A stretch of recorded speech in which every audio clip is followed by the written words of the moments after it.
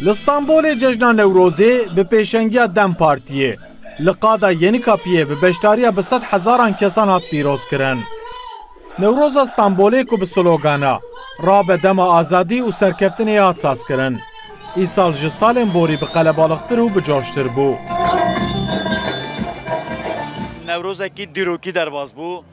دم کدریج گرسه کی جاره کمین واقعا کومیافده به.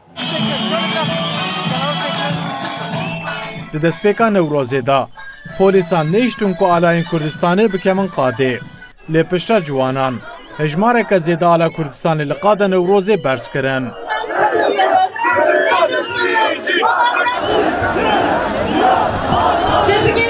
ام بارشت خوازن و کیفیت خوازن ام یتکیت خوازن ام شر نخوازن ام شر نخوازن تجرید لسر اپو رابه و ام بارشت خوازن ام وزر متسر مکر مانجا گرک رابه ناهیلن ام هندرا خوش ام کرین درا سخنتیه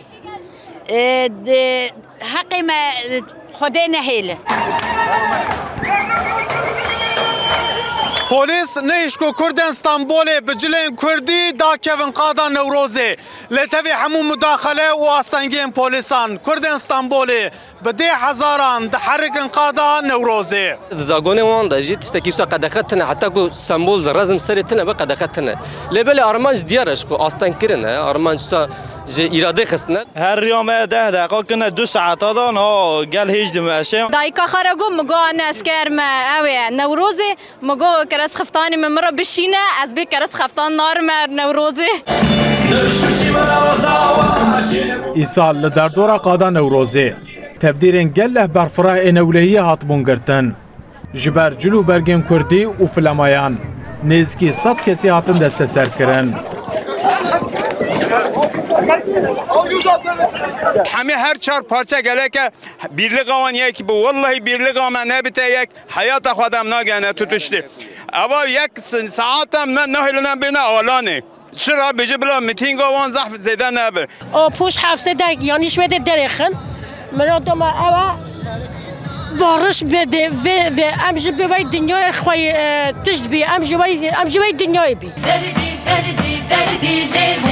افسروکی دم پارتی تونجر باکر هم بشتاری نوروزی بو باکر هم گفت مفتیا چارەسەریya پرسا کرد لی امرالیه ji İstanbul'u hatta Kamışlı'yı ji Hevler'i hatta Kobani'yi Nevroza me Nevroza gelli Kürt piroz bu Di Newrozê da li gel çarəseriya pirsa Kurd û daxwazên Kurdan yek ji rojeva sereke jî hilbijartinên herêmî bû. Em ê hevalê xwe azad bikim. Her kurrayek me ew ê Selahattin Demirtaş azad bike. Müzisyenên Kurd Mikail Aslan û Murat Demir bi stranên xwe coşeka mezin dan Newrozê.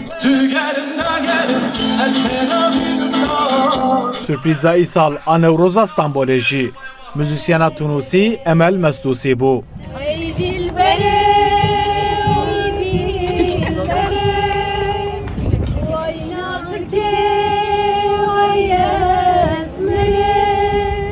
I love Kurdish music.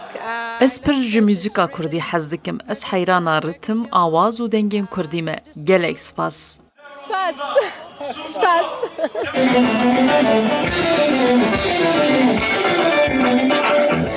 Ev 45 salin ku Kurd bawêyeka rêk û pêk li Stenbolê Newrozê pîroz dikin.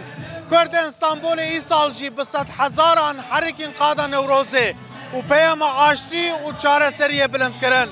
Kurd dixwazin ku êdî ev Newroz bibe destpêka aştî û çareseriyê. Ömer Sönmez, Rûdaw, Stenbol.